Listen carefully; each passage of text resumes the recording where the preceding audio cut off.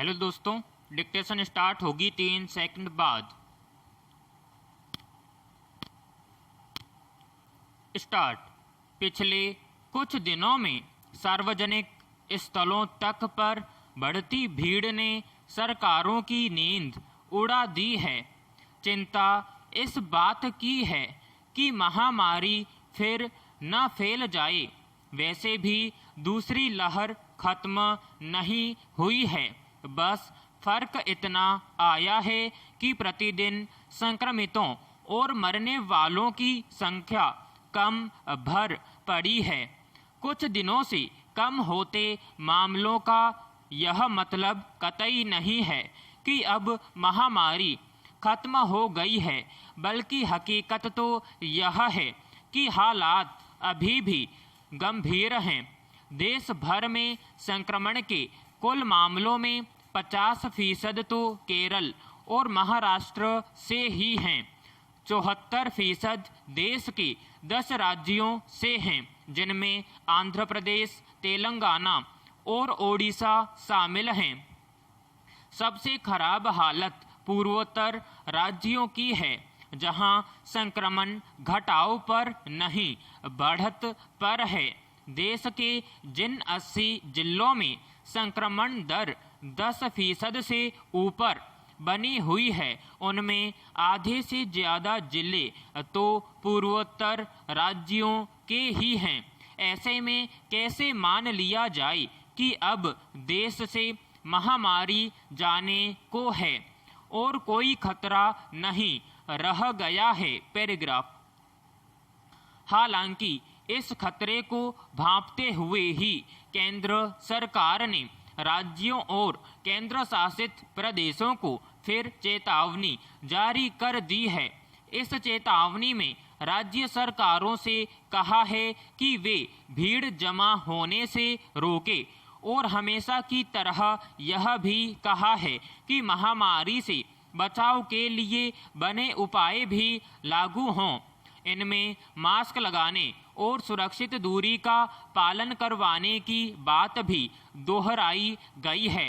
साथ ही लोगों की जांच, संक्रमितों के संपर्क में आने वालों का पता लगाना, इलाज और टीकाकरण में किसी तरह की ढील नहीं देने को कहा गया है। गौरतलब है कि मंगलवार को प्रधानमंत्री ने भी पूर्वोत्तर राज्यों के मुख्यमंत्रियों से बातचीत में तीसरी लहर को लेकर चेताया था। सच्चाई तो यह है कि जहां जहां भी हर स्तर पर लापरवाही बरती जा रही है, संक्रमण के मामले उन्हीं जगहों से ज़्यादा आ रहे हैं। दूसरी लहर के मामले कम पड़ने के बाद ज़्यादातर सरकारों ने प्रतिबंधों में ढील दे दी थी।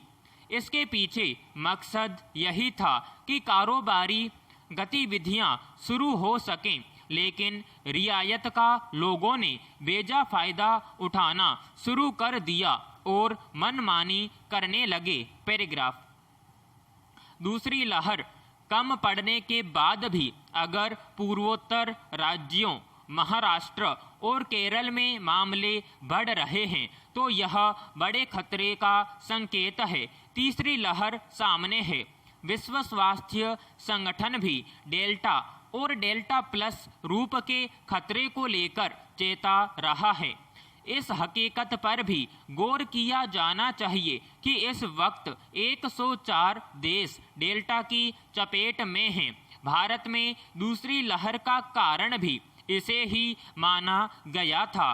चिंता इसलिए और बढ़ जाती है कि कुछ दक्षिणी राज्यों में डेल्टा प्लस के मामले भी मिल चुके हैं। अगर ब्रिटेन, रूस, इंडोनेशिया जैसे देशों पर गौर करें, तो इन देशों में प्रतिबंधों में ढील के बाद लोग एकदम बेपरवाह हो गए थे। इसका नतीजा फिर से संक्रमण फैलने के रूप में देखने को मिला। इसलिए सवाल है कि हम ऐसी नौबत ही क्यों आने दें। अभी खतरा इसलिए भी ज़्यादा है कि अपने देश में बड़ी आबादी को टीका नहीं लगा है। टीकाकरण की मंद रफ्तार के लिए तो सरकारों को जिम्मेदार ठहरा सकते हैं, पर भीड़ बढ़ने से महामारी फैली तो इसके लिए दोषी कौन होगा? समाप्त।